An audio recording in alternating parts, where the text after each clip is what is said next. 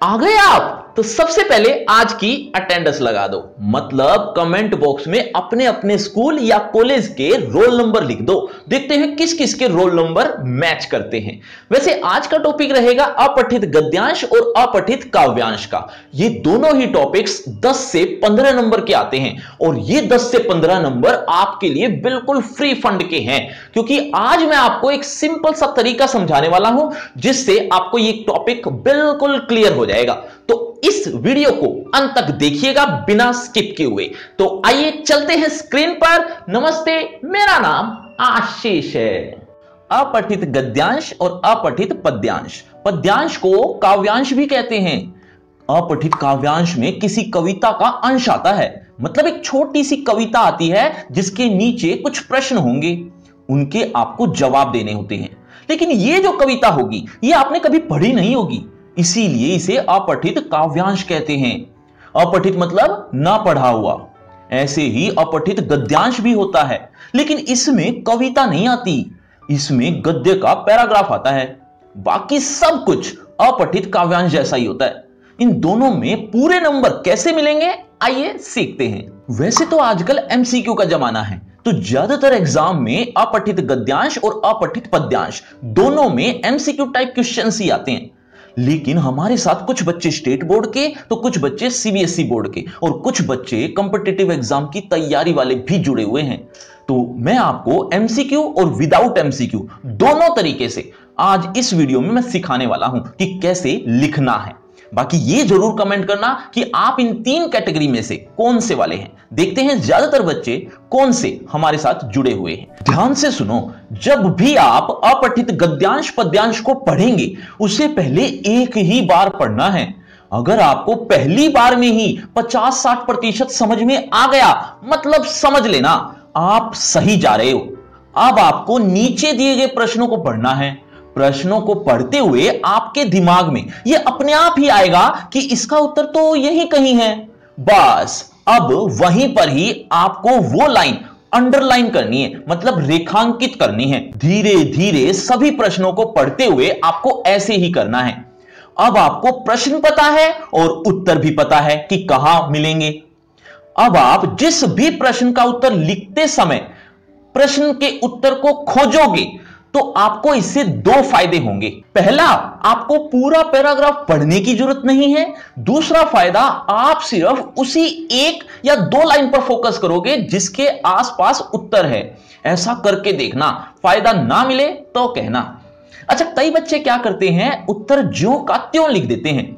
मतलब प्रश्न पढ़ा, प्रश्न को पढ़ने से पता चला कि इसका उत्तर तो इस लाइन में है, तो वो लाइन एज इट इज पूरी की पूरी उत्तर में लिख देते हैं, जबकि ऐसे नंबर नहीं मिलते।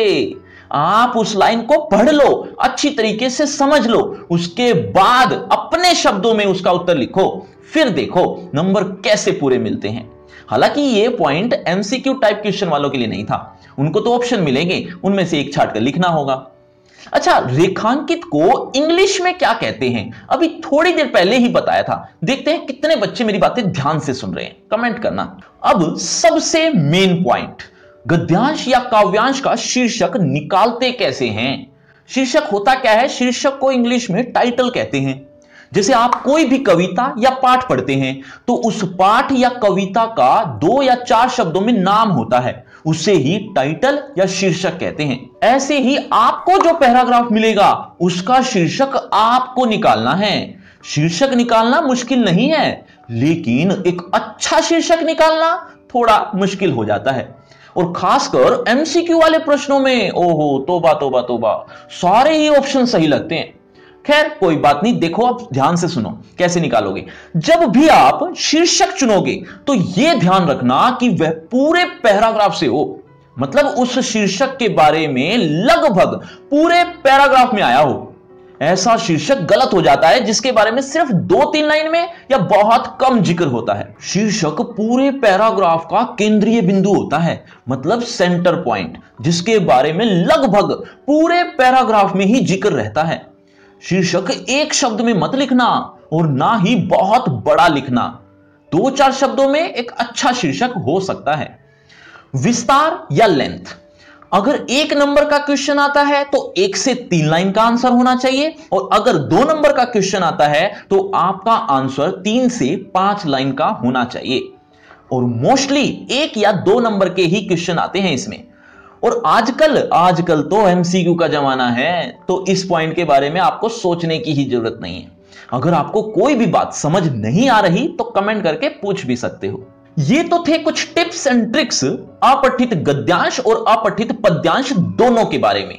अब हम सिर्फ अपठित पद्यांश यानी कि काव्यांश के बारे में ही सीखेंगे, क्योंकि अक्सर बच्चों के नंबर अपठित गद्यांश में नहीं कटते, अपठित पद्यांश में कटते हैं।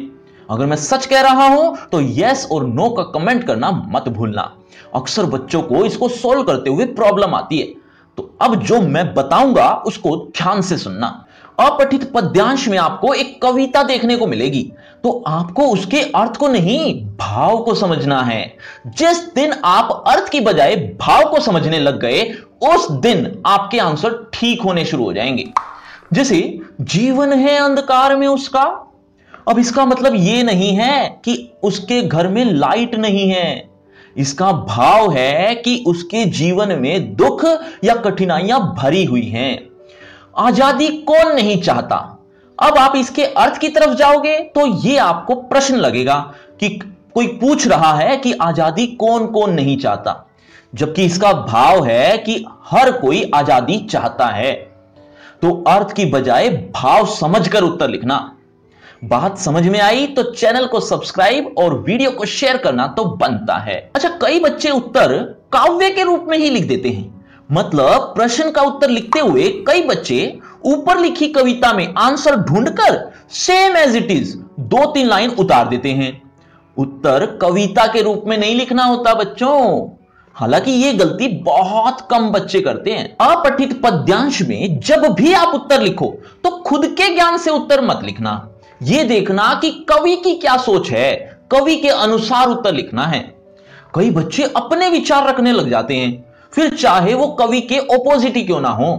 हां, अगर आपसे प्रश्न में कहा जाए कि इस बारे में आपके क्या विचार हैं, तो आप अपने विचार लिख सकते हो। अच्छा, कमेंट करके यह बताओ कि शीर्षक कितने शब्दों का बेहतर रहता है। देखना चाहता हूं कितने बच्चे मेरी बातें अभी तक ध्यान से सुन रहे हैं। अब मैं चाहे कितना भी समझाता रहूं, जब तक आप खुद प्रैक्टिस नहीं करोगे तब तक आप इसमें परफेक्ट नहीं हो सकते। अब प्रैक्टिस के लिए आपको 2 तरह के लिंक डिस्क्रिप्शन बॉक्स में ऊपर ही मिल जाएंगे। पहला लिंक एमसीक्यू टाइप क्वेश्चन वालों के लिए और दूसरा लिंक विदाउट एमसीक्यू वालों के लिए। अब आपका होगा इसी टॉपिक से रिलेटेड एक छोटा सा टेस्ट। देखना चाहता हूं कि आपने कितना समझा। तो अगर आप इस टॉपिक को अच्छे से समझ चुके हो तो देखें जरा किसने कितना पढ़ा। पहले आप वीडियो को रोककर इन कुछ लाइनों को पढ़ लो, उसके बाद इस प्रश्न का उत्तर दो। पहला प्रश्न आपके सामने ये है, मनुष्य को आत्मघाती जीव क्यों कहा जाता है? बच्चों, हर प्रश्न के बाद आपको 5 सेकंड मिलेंगे आंसर देने के लिए, और अगर आपको ज्यादा टाइम चाहिए तो आप वीडियो को रोककर भी जवाब दे सकते हो, यानी कमेंट कर सकते हो। एंड में देखना चाहता हूं किसके कितने आंसर ठीक हुए। पहला प्रश्न आपने सुन लिया है, ऑप्शन सुनिए। ऑप्शन आपके सामने ये रहे। ऑप्शन ए, मनुष्य सभी का हित चाहता है। ऑप्शन बी, मनुष्य के समान हितकारी कोई नहीं है। ऑप्शन सी, मनुष्य केवल अपना हित करता है। ऑप्शन डी, मनुष्य हमेशा अपना नुकसान करने को तत्पर रहता है। आपके 5 सेकंड, 5, 4, 3, 2, 1, 0। सही उत्तर है ऑप्शन डी, मनुष्य हमेशा अपना नुकसान करने को तत्पर रहता है। चलिए अगले प्रश्न की तरफ। अगला प्रश्न, हमारा शरीर विकृत होता जा रहा है। विकृत का क्या अर्थ है? हमारा शरीर विकृत होता जा रहा है में विकृत का क्या अर्थ है? ऑप्शन ए, बिगड़ा हुआ रूप। ऑप्शन बी, अच्छा रूप। ऑप्शन सी, सुंदर रूप। ऑप्शन डी, इनमें से कोई नहीं। 5, 4, 3, 2, 1, 0। सही उत्तर है ऑप्शन ए, बिगड़ा हुआ रूप। अब अपठित काव्यांश में से उत्तर दो।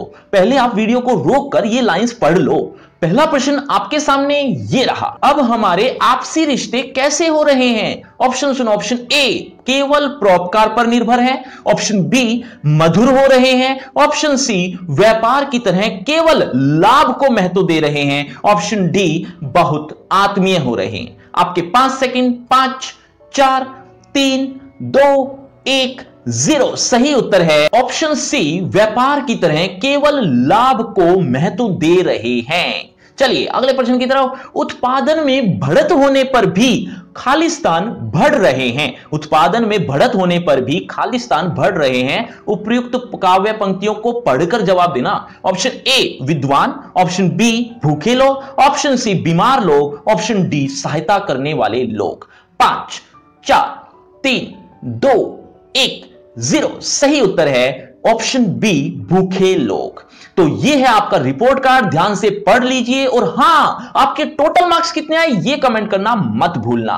और इसी तरह से और भी टॉपिक्स को ट्रिक्स के साथ सीखना चाहते हो तो व्याकरण का फ्री क्रैश कोर्स आ गया है, बिल्कुल फ्री है। लिंक आपको डिस्क्रिप्शन बॉक्स में ऊपर ही मिल जाएगा। और अगर आपको मुझसे बातचीत करनी है तो सभी सोशल मीडिया के लिंक डिस्क्रिप्शन बॉक्स में है, आ जाइए बातचीत करते हैं। शुक्रिया, धन्यवाद।